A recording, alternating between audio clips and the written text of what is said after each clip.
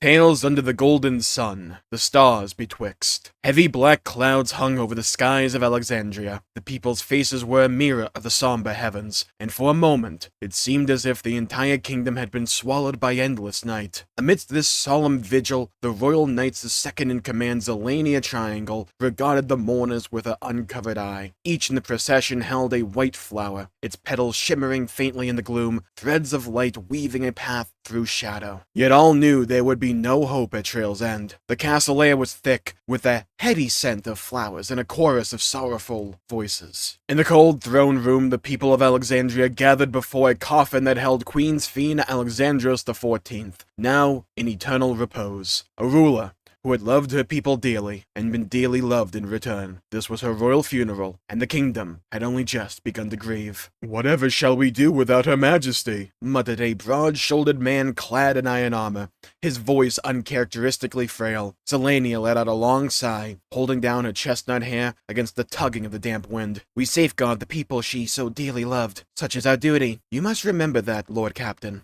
ZELENIA reminded him quietly. "You're right, of course. And so Otis Felona, Lord Captain of the Royal Knights of Alexandria, faltered as the words died in his throat. ZELENIA, meanwhile, remained silent. As she watched the tearful mourners clinging to one another, her thoughts drifted to the late queen. She recalled her appointment as Princess Sphene's personal guardian. The young girl had been overjoyed, saying it felt as though she'd gained an older sister. "I vowed to shield her from all harm that day." Then there was Sphene's coronation, a hasty affair, carried out before she had time to mourn her parents. ZELENIA had held the trembling child, offering what little comfort she could. "I swore anew to keep Her Majesty safe, even should it cost my life." Each remembrance was a fresh assault on her spirit, yet the night held fast, her bearing as steady as ever. She could not weep, not yet, not while the truth was still unclear. Whether her doubts were born of denial, or of instincts honed through years in the battlefield, even she could not say. But recent oddities had lingered and coalesced into a question ZELENIA could no longer ignore. Was Sphene truly dead? The first seeds of doubt were sown several days before the funeral. ZELENIA and Otis were on their way to the Queen's chamber, reviewing their upcoming report as they walked. The Queen needed to be briefed on the destruction wrought by the storm surge, as well as the progress of rescue and reconstruction efforts. Braced for a sober meeting, the two knights arrived at the entrance to Her Majesty's chambers, only to find someone already there. Tufut, the Queen's Milala tutor, was thumbing through his teaching materials listlessly. When questioned, he explained that he too had come to visit Queen Sphene, only to be turned away by her physician, Thundran. With no other recourse, the trio waited until Thundran emerged. Otis stepped forward at once, demanding an explanation. The physician lowered her gaze. Then, in a soft, halting tone, she delivered the news none had been prepared to hear. The Queen had passed away.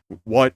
But how?" Otis murmured, stunned. "I am sorry, but none can see her now," said Thundran. "I must ask you to leave, and pray speak not of this until a royal proclamation is made." "Why? They couldn't have," began Tufut, before Thundran gave him a pointed look and swiftly strode away. Otis sank to his knees, the clatter of his armor against the cold stone floor echoing in the corridor. ZELENIA stood frozen, unable to find a single word of comfort for him or for herself. But through the haze of shock, a fragile strand of reason held fast, enough to grant her the presence of mind to be puzzled by the sudden turn in the Queen's health. Since the waning days of the storm surge, the kingdom of Alexandria had seen a marked rise in those whose ether skewed towards lightning. Many knights, their limbs racked by creeping paralysis, had been forced into early retirement. Over time, the condition would strip away their ability to eat, to speak, to even breathe, until finally death claimed them. But it was always a slow progression. ZELENIA had not once heard of an afflicted soul succumbing overnight. Sphene, too, had grown frailer with time. Though she could no longer rise from bed, she had still woken with the sun and slept with the stars. Speech had been increasingly difficult. The Queen's eyes had remained sharp, clear, and vibrant just the other day. To be told she had passed so suddenly, it begged belief. As she pondered the impossibility, ZELENIA felt another pang of unease. A stray remark, half unheard in grief, now surfaced with sudden clarity. She cast about the hall, but the tutor was gone, vanished from the Queen's chamber door. 6 years had come and gone since the royal funeral. Over that time, Alexandria had survived its many hardships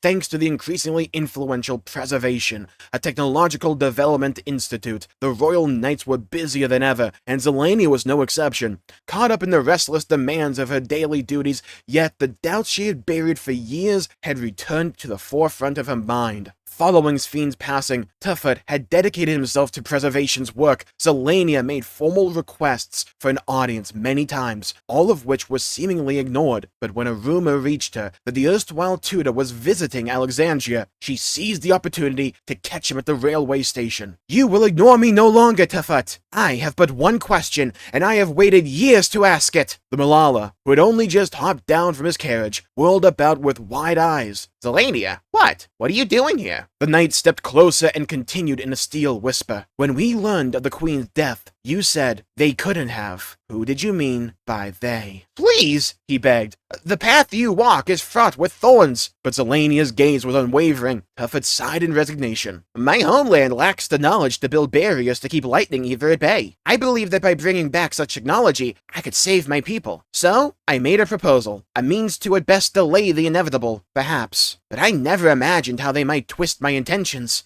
And now, I'm in no position to speak against them. Tuffet, what are you saying?" The Malala looked away and shook his head. ZELENIA knew all too well why one would covet such Alexandria's protective technology. In a world ravaged by lightning ether, the barriers meant life or death. Even before the storm surge, the kingdom had been shielded by such barriers, and since then, Preservation had strengthened them in response to the worsening environment. Little wonder Tuffet was unwilling to say more. Doubtless he feared upsetting his benefactors, who could withdraw their cooperation in retaliation.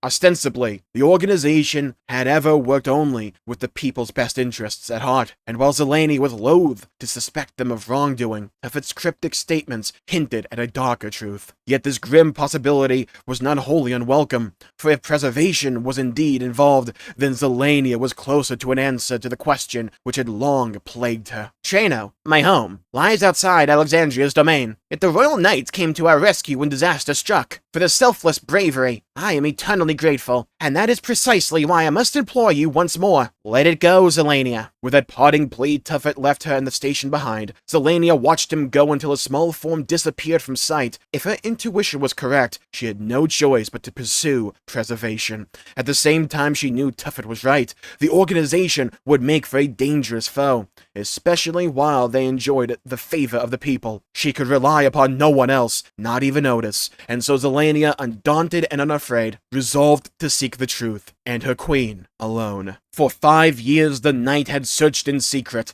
Clues were elusive and slippery, quietly erased while duty conveniently pulled her elsewhere. Again and again, the cycle had become her life, but today promised to be different. Today, she stalked the castle's shadows. Once bustling with activity, it was now under Preservation's control, and not even the Royal Knights could freely wander its halls. Many of the hidden passages she had uncovered were flooded by the interminable rain, yet this one had been carefully maintained. At last, she came to its end and found herself inside the throne room. The floral perfumes and doleful cries had long since faded. Stale metallic odors and the hum of electro machinery now filled the chamber, punctuated by ZELENIA's footsteps. An intricate web of cables converged on a coffin-shaped object in its center.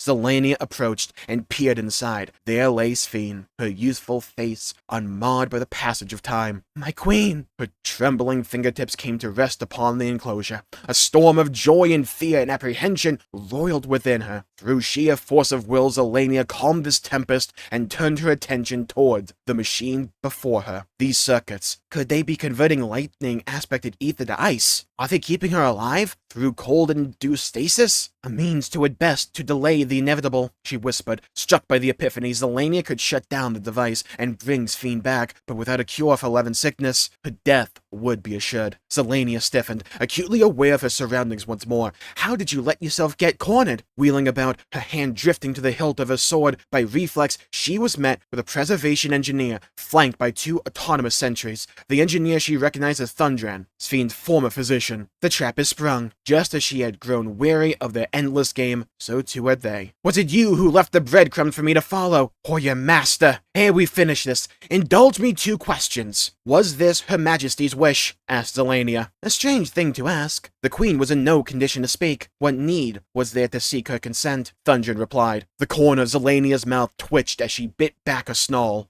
Her words had always reached Sphene, and the Queen had always answered, with her eyes if nothing else. But the time for argument had long since passed. With a long breath, ZELENIA swallowed her fury. Then tell me, why keep her like this? Asked ZELENIA. You've abandoned your research into a cure. I doubt you even believe one will ever be found. To preserve her memories. So long as we have those, she can one day live eternal. Or so he assures us. Originally, we intended to extract them along with her soul upon death, but the risk proved too great. This was the safer path, one that ensures her memories endure. So long as her memories endure, we may live on. She knew the mantra well, but also knew it was never meant to justify reducing memory to sterile data. Though the puzzle was incomplete, the engineer's placid smile made it clear she did not intend to divulge more. I hope that was enlightening, said Thundren as a sentry readied its weapon. ZELENIA was a peerless warrior, a royal knight, and could have easily struck down her enemies. Yet the Queen slept peacefully behind her, and the quarters were too confined. Remembering her vow, she stayed her hand as the sentry struck. Pain blossomed in her chest, and ZELENIA fell. Did I make the right choice? The machine keeping Sphene alive hummed rhythmically, like a beating heart, providing no answers. There was nothing more she could do, only. Look, ZELENIA, even the darkest clouds can't hide every star. You just have to find the gaps. So echoed Sphene's voice, a final memory rising from the depths. Her queen's face lit with wonder as she spied a glimmer amidst the gloom. As her breathing slowed and her vision grew dim, ZELENIA offered a silent prayer that she too might be guided by those faint motes of light. The end. Farewell, ZELENIA.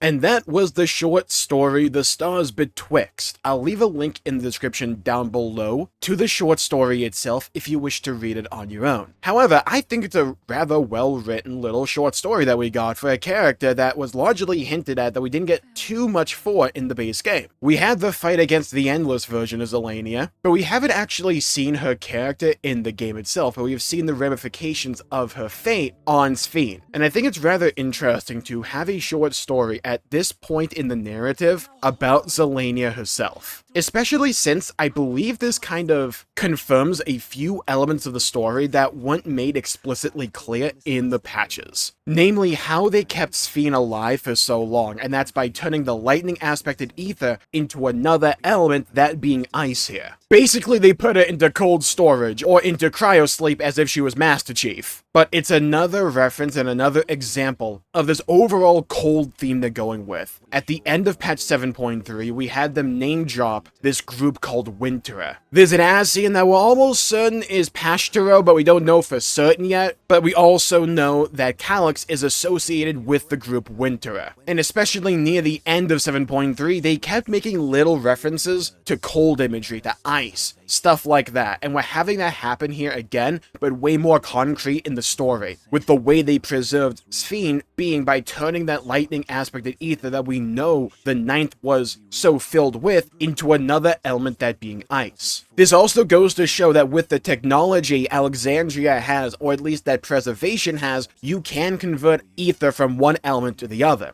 So maybe that'll have some ramifications for how we deal with the 13th and the 1st moving forward, let alone any other shard we're introduced to and whatever may be waiting for us in regards to their fate. Also, this may be conspiratorial, so let's don our tinfoil hats here, because they didn't explicitly say ZELENIA died here. So maybe it's a case of something similar to what happened to Sphene, where we had the Endless Sphene, but we also know that Sphene was held in cryosleep and wasn't technically dead. Maybe the same is also happening to ZELENIA here, and we just haven't uncovered her. We know we're going back to Alexandria for a little bit. We know we're not done with that section of the world. Maybe what they could do in 0.4 and 0.5 to lead us into 8.0 or whatever is reintroduce the character of ZELENIA. We know that she was struck at the very end of the short story, that her breathing slowed and her vision grew dim, but she didn't explicitly die. And the final memory that crossed her mind and how the short story ends is essentially her remembering something Sphene told her years ago. Look, ZELENIA, even the darkest clouds can't hide every star.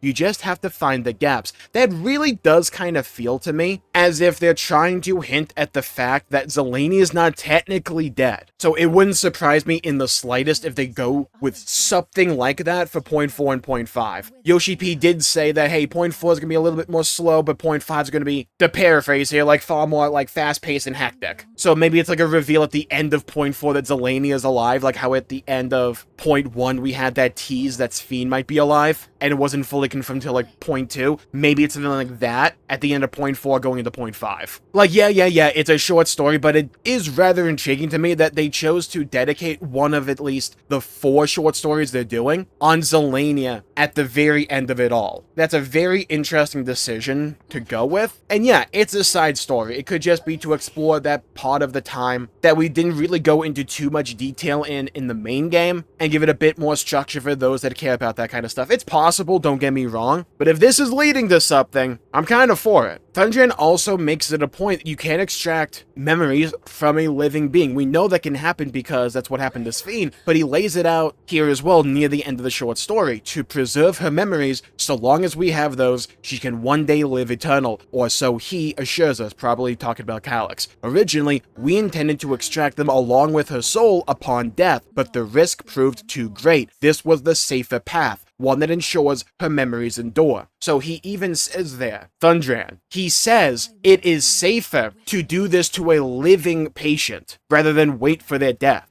So it wouldn't be a surprise to me if the goal was to make an endless version of ZELENIA at this point, to keep her alive just like they did to Sphene. It's just whatever triggered her awakening, Sphene here, at the end of 7.1, hasn't happened to ZELENIA yet, or we just don't know about it. It's not like ZELENIA caught them unawares. This was a trap that she walked into. To me, there are a lot of dots they could connect that'll make a lot of sense in retrospect if they do go in this path. Now, it could just be that they thought the ZELENIA fight was really cool and they wanted to give a bit more development to a character that is based on Beatrix from FF9, so they wrote a short story like that for the lore nerds. That's entirely possible, don't get me wrong. It's just, if this is foreshadowing to something that is to come in point 4 and point 5 even later on, it would make a lot of sense, and I think the pieces of the puzzle would fall into place. So yeah, overall, I think this was a good read regardless. I enjoyed it. I like that we got more ZELENIA character, at least, and we were able to, like, peer behind the curtain as to, like, what was happening back in the time of Alexandria before the events of the game took place. So yeah, thumbs up for me. And there will be more short stories just like this to come out in the coming weeks. And if you want me to do readings and breakdowns similar to what I did today, please leave a like and subscribe. It really helps the channel out and helps support future content, and I greatly appreciate it. Follow me on TikTok, Twitch, and Twitter, Jmulls G. I have a Discord in the description down below. Stay safe, have a great day. And guys, Yoshi P did it. He talked about modding in Final Fantasy XIV, and it's a doozy. And there's a lot to talk about. If you want my thoughts, my opinions on what happened, you should check out this video right here for more. Stay safe, have a great day, and I'll see you all next time. Bye-bye, everybody. Until we meet again!